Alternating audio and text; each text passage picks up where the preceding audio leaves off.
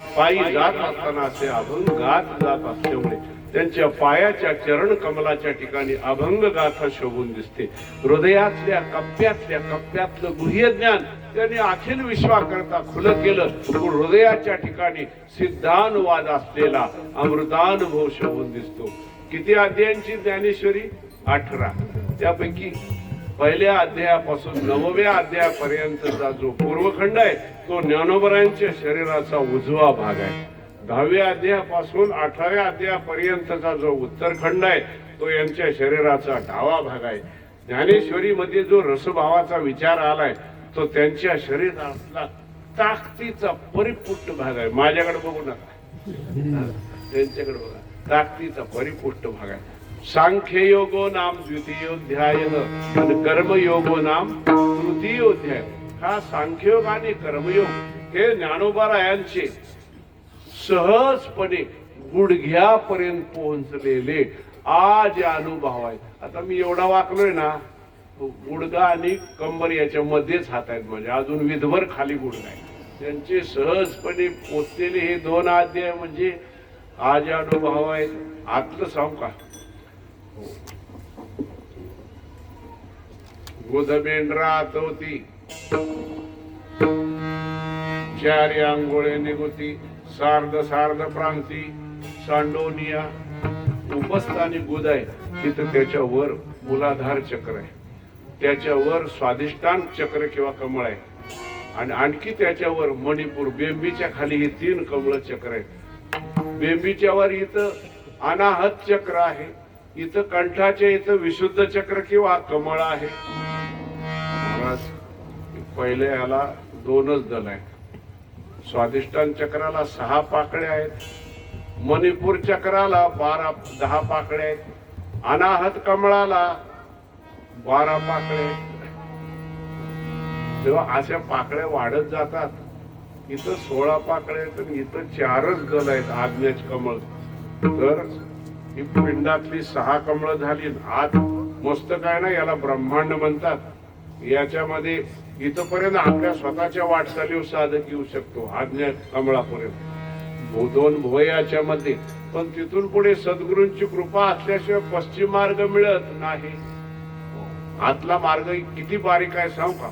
कमळाचा देठ तोडायचा, त्याच्यात बारके बारके तंतू असतात, त्याला बिसतंतू म्हणतात. तो एक तंतू काढायचा, तो तंतूचं एक टोक तुम्ही धरायचं आणि एक टोक मी धरायचं तात्या, आणि ते बारका बिसतंतू दही ऊपर पाव दही धावलोगे, त्याच्यावर पाय देत धाव, त्याच्यावर पाय तर ठेवत. इतकी बारकी वाट आहे. असो, हाट गोल्हाट आउट पीठ भ्रमर गुंफा 4, त्याच्यावर आपल्याला अभंगात म्हणते त्रिकुट शिखरी का. ते त्रिकुट हे 5वं कमळ आहे. त्याच्या पुढे 1000 पाकळ्यांचं सहस्र दल आहे. ही सगळी पिंडातली 6 आणि ब्रह्मांडातली 6 ही सगळी कमळं त्यांची उमललेली आहेत आणि सहज त्यांचा अनुभव आहे. म्हणूनच त्यांना म्हणायचं ज्ञानराज माझी योग्याची. हा मनुष्य देह त्यांना ही सगळी दिसतात. कुंडलिनी भगवती त्यांना दिसते. नागिनीचे पिले, कुंकुमे नहाले, वळण घेऊन आले. हे सगळे ती कसे आहे महाराज? हो, त्याचं वर्णन असं आहे, वेळ जायला आपली त्यात. असो, विद्युल्लतेची विडी, ज्वाळाची घडी, पंधरयाची चोखडी, बोटी उदेशी. विजेची विडी बनवावी तशी. आता वीज काय काळी असते का हिरवी असते? वीज तेजस्वी असते. मोठं जाळ आहे, त्याच्या ज्वाळा, त्या ज्वाळापासून त्याची घडी घालावी तशी ती आहे. आणि शुद्ध सोन्याची बनवलेली लगड असावी तशी ती कुंडलिनी भगवती आहे. असो, तर हे सगळ्या कमळांचं दर्शन घेण्यासाठी मनुष्य देह आपल्याला मिळालेला आहे आणि भगवंताची प्राप्ती करून घेण्यासाठी. पण आपल्याला त्याच्यावरून पडलंय काय? हे पाहे पा शरीराची गावा माया लागी आले. ज्याच्यासाठी देह दिला ते कोणी करायला तयार नाही, पण बांधावरनं मात्र भांडत बसले. विठ्ठल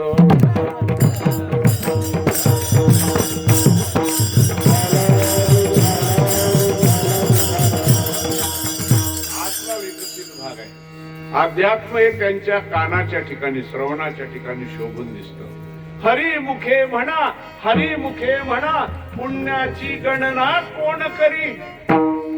हे ज्ञानोबरायांचे सगळा हरिपाठ द्रुपद असते तो त्यांच्या मुखाच्या ठिकाणी शोभून दिसतो. राहिली दृष्टी, दृष्टीच्या बाबतीत आंधळे असलेल्या चांगदेवाला जिच्या जोरावर ह्यांनी डोळस करून सोडलं ती ज्ञानोबरायांची चर्मदृष्टी नाही, भावदृष्टी नाही. कोणची दृष्टी आहे? चिन्मय दृष्टी आहे. याच दृष्टीने हा ज्ञानराजा अखिल विश्वाकडे पाहत आहे. म्हणून ज्ञानोबरायांच्या सारख्या संत कसं आहे महाराज, हा ज्ञानोबराया पुन्हा जर लिहायला बसला तरंगाकडून लाटेकडून अटलांटिक समुद्र मोजता येईल का? मोजता येत नाही. कणाकडून परमानाकडून पृथ्वी जशी मोजता येत नाही, किरणाकडून सूर्य जसा मोजता येत नाही, तसं हे ग्रंथ म्हणजे चांगदेव पाष्टची अमृतानुभव ज्ञानेश्वरी म्हणजे ज्ञानोबराया कोणी म्हणेल तर तो भ्रमाच आहे. हा ज्ञानराजा पुन्हा बोलायला लागला तर वेगळीच ग्रंथाची काय असेल, सृष्टी असेल. म्हणून अशा महावैष्णव असणाऱ्या ज्ञानोबरायांच्याकडे नेहमीच विशाल दृष्टिकोनातून पाहत जाऊ. ते बोलत कसे असतील, हावभाव कसा करत असतील, पोशाख डिरेस कोणता घालत असतील, करायचे काय. तुका म्हणे नको वरपंग, अशा महात्म्याकडे वरपंगाने जात जाऊ नये. मग अशा साधू संतांची अभिरुची काय आहे, आवड काय हे पाहत जाऊ. काय असते हो यांची आवड? आम्हा आवडे नाम घेता,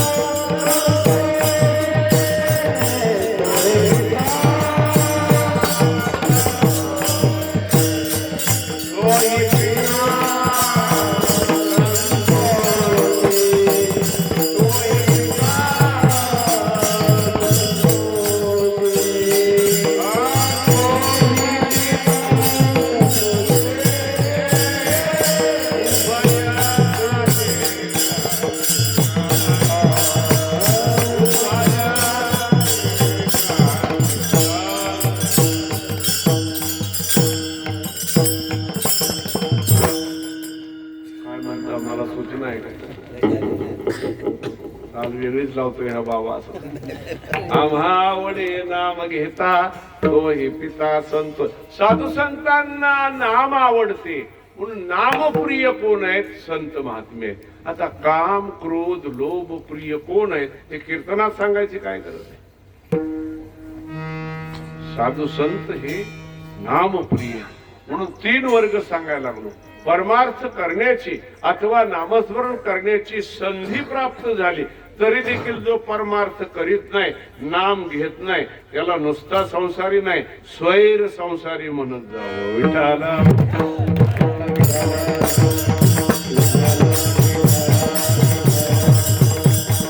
2 दिवस इतर कार्यक्रम आहेत, ह्याच्यामध्ये नाम घेतलं जाणार, काय सेवा बी मिळणार. पण इकडं परमार्थ करण्याची संधी आहे, नाम घेण्याची संधी आहे सप्ताहामध्ये, पण इकडं ते फिरकतच नाही तो माणूस. याला काय म्हणायचं? स्वैर संसार. दुसरा एक वर्ग आहे त्याला नाम घ्यावं लागतं आणि त्यासाठी तो तत्पर आहे. इंद्रियांना तो प्रार्थना करतो, सकाळा इंद्रिया ही माझी विनंती, नका हो परती पांडू. हे इंद्रियांनो, तुम्ही मी एका दिशेने जायचं बरं का. पांडुरंगाच्या, नाहीतर मी पांडुरंगाच्या दिशेने आणि तुम्ही इकडं संसाराच्या दिशेने, अशी आपली फारकत होता कामा नये. एक निघे पूर्वेकडे आणि एक पश्चिमेकडे, असं नको. आपण एका म्हणून प्रार्थना करणारा वर्ग आहे. सर्वांना अभंग पाठ आहे, वाचेला प्रार्थना आहे. घे घे माझे वाचे गोड नाम, तुम्ही घ्या रे डोळे सुख पहा, तुम्ही ऐका रे कान माझ्या विठोबाचे, मना तेथे धाव घे, मना तेथे धाव घे,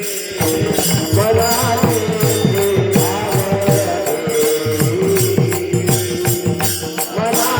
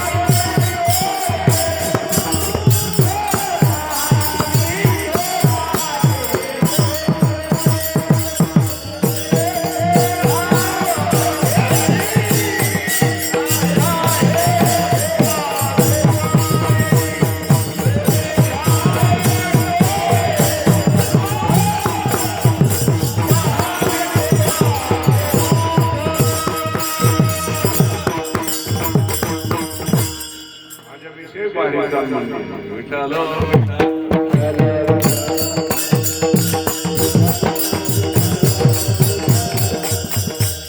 इंद्रियांना प्रार्थना करणारा हा वर्ग आहे. म्हणजे याला ना पहिला घेत नाही वर्ग, दुसरा वर्ग हा साधकांचा, याला नाम घ्यावं लागतं. आणि तिसरा महात्म्यांचा वर्ग आहे, ते घेत नाहीत, या स्वैर संसारी वर्गात बसत नाही. घ्यावं लागतं, या साधकाच्या वर्गात बसत नाहीत. मग नव्या अध्यायात चला तात्या महाराज, न करिता पांडवा भजन झाले, आहे की नाही? न करिता, न करता कसं काय भजन होतं? आपल्याला केल्याशिवाय होतं का? पण त्याला भजन तर चालू आहे आणि करावं तर लागत नाही, म्हणजे बंदच पडत नाही, तर करायचं काय गरज आहे? काय कसा प्रकार आहे, कसलं भजन आहे यांचं? एकनाथी भागवत कधीतरी वाचत जा, त्याच्यामध्ये असा उल्लेख आलेला आहे की मूलाधार चक्रातून ओंकार निघतो आणि ओंकारातून परावाणी, ती परावाणी तिला परनाद म्हणतात. तिथून ती उड्डाण घेते, मध्ये स्वादिष्टान कमळ त्याला सोडते, मणिपुरात प्रकट होते. म्हणून तिला काय म्हटलेलं आहे, हे परनाद आणि हित परपश्यन, तिला पश्यंती म्हणायचं. आणि तिथून अनाहत कमळ सोडते आणि विशुद्ध कंठात प्रकट होते, तिला मध्यमा असं म्हटलेलं आहे. आणि याला ज्ञानोबरायांनी हित जी आहे ती काय, वैखरी, आपण बोलतो आकार, त्याला नव्या आदेमध्ये वै ब्रह्म बीजा झाला अंकुरू, घोष ध्वनी नाद आकारू, जयाचे भुवन गा ओंकारू, आहे का, जिथून सुरुवात हो तो हिमी गा. घोष म्हणजे परावाणी, चाललाय जयघोषी दिंडी वगैरे किंवा यात्रा मिरवणूक असल्यावर जयघोष असतो का नाही, जिंदाबाद काय तो घोष नाही, उच्चारच इथं प्रगट नाही ना. ह्या उच्चाराचं मूळ रूप आहे परावानी. घोष म्हणजे परावानी, ध्वनी म्हणजे पश्यंती, नाद इथं नादात माणूस नादात असतो. नादातलं काय कळतं का नादात? म्हणून दाखवा नादात म्हणता येत, पण काय म्हटलं ते कळलं नाही. हे जेव्हा प्रकट होतं त्याला वैखरी म्हणत. काय म्हटलं मी? कृष्ण हरी. ह्याला आकार, घोष, ध्वनी, नाद म्हणजे मध्यम आणि आकार. संतांचं म्हणणं आहे, कबीर महाराज तुकोबरायासारखं, की पहिल्यांदा जिभेने सपाटा लावावा, वैखरीने राम कृष्ण हरी, जय जय राम कृष्ण हरी.